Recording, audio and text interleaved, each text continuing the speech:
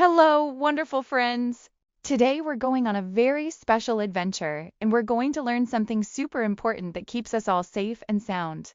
Are you ready for a story? It's a long, rhyming tale about a little friend named Pip and how he learned to cross the road.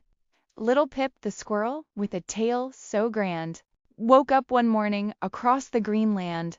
He wanted to play in the park, oh so bright, but a big, busy road stood in his sight.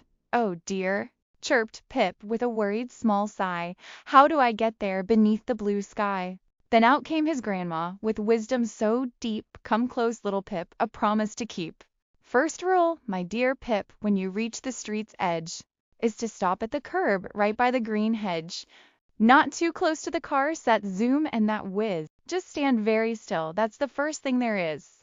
So Pip stood quite still, with his paws on the ground, not wiggling, not jiggling, not making a sound. "Now, what's next, Grandma?" he asked with a blink. "The next step is looking, and then you must think. You look to the left with your eyes big and wide, for cars coming this way, with nowhere to hide. Then look to the right, for the cars coming fast. Make sure that no speedy one rushes right past. And then, just one more time, look left, my dear friend, to make sure no cars come in, right to the end." Pip turned his small head with a serious face. Left, right, and then left, at a careful, slow pace. He saw a red car and a big yellow bus. He waited and watched, without making a fuss. "Now, after you look, my sweet little chap," said Grandma so gently. "Don't fall in a trap. You need to use ears that are pointy and keen, to listen for engines, the loudest you've seen. Or maybe a horn, or a rumble so low that tells you a vehicle is starting to go." Pip closed his eyes softly, and listened so well, he heard a bird singing a faraway bell. No car sounds at all, just the breeze in the trees. He felt a bit safer, and put him at ease.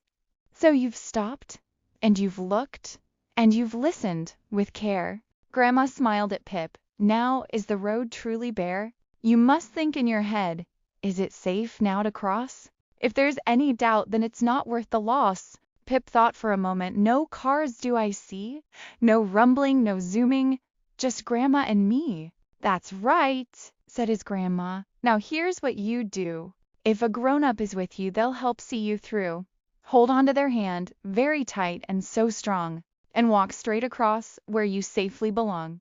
No running, no skipping, no wiggling your toes. Just walk like a soldier, as everyone knows. Keep looking and listening all the way through, until you're safe on the pavement so new." Pip held Grandma's paw with a happy small squeeze. They walked straight across with such wonderful ease. He kept his eyes open, his ears open too, until they were safe on the other side. Phew! And sometimes, dear Pip, you'll see stripes on the ground, a crosswalk for people where safety is found, or traffic lights flashing, red, yellow, and green. The best way to cross that you've ever seen? Red means to stop and wait for the light.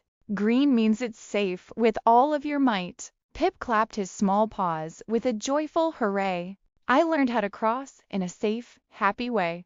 Thank you, dear Grandma, for teaching me true.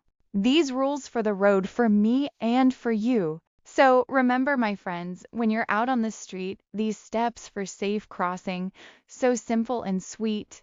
Stop at the curb, look left, right, then left once more. Listen for cars before you explore.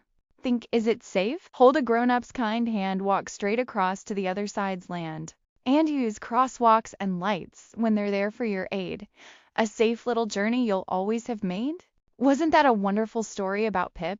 Learning how to cross the road safely is one of the most important things we can do to keep ourselves and our friends out of harm's way. Always remember these steps and always cross with a grown-up you trust. Thank you so much for joining me today and listening to Pip's adventure. If you enjoyed our story, please consider following for more fun and safe learning. Stay safe out there, everyone.